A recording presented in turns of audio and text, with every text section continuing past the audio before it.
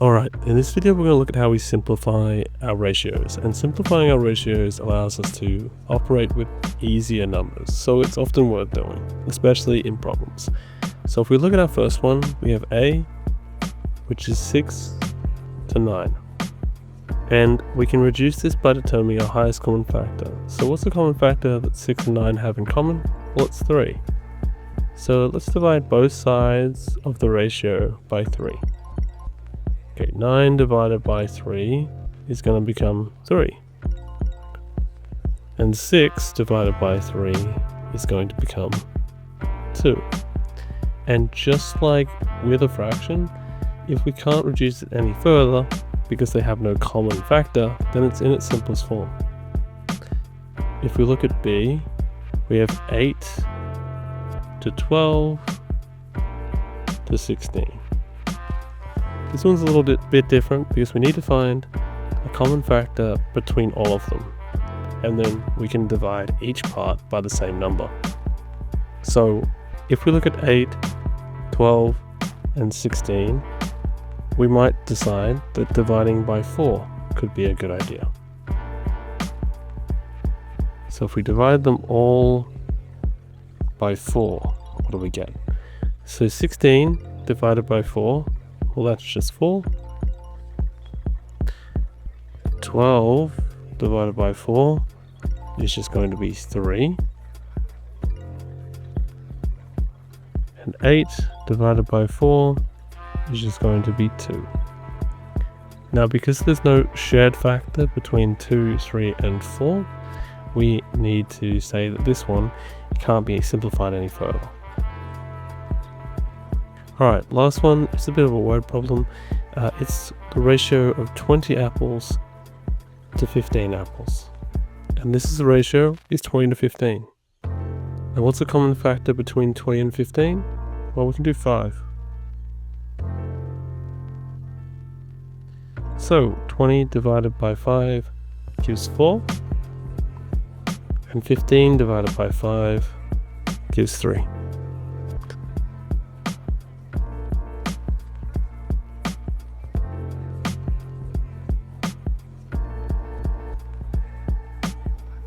So for this one, we have a very similar type of question just for practice.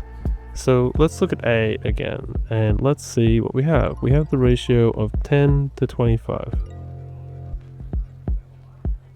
So what's our common factor going to be here? Well, we can divide both sides by 5.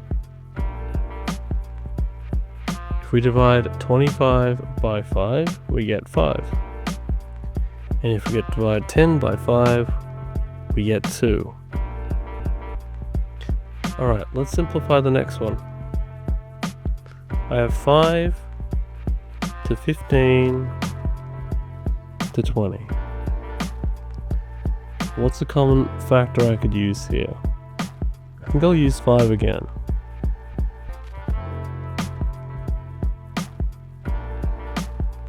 Alright, so if I divide 5 by 5, I'm going to get 1. 15 divided by 5 is 3. And 20 divided by 5 is 4. Now, 18 pencils to 24 pencils can be expressed as the ratio of 18 to 24. And let's look for a common factor between them. So we know that 6 goes into 18 3 times, and 6 goes into 24 4 times. So let's divide both sides by 6. 24 divided by 6 is just going to be 4. And 18 divided by 6 is going to be 3.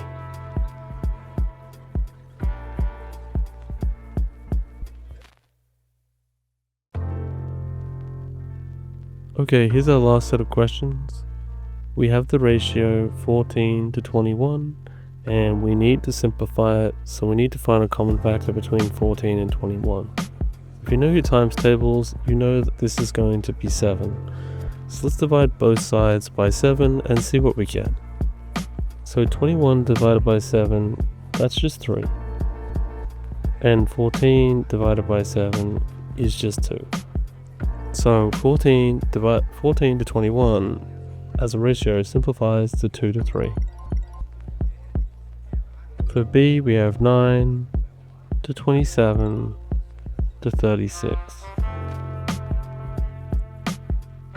What's the common factor that they all have? Well, 9 is a common factor. 9 times 9 is 1, 9 times 3 is 27, and 9 times 4 is 36. So let's divide every single one of these by 9.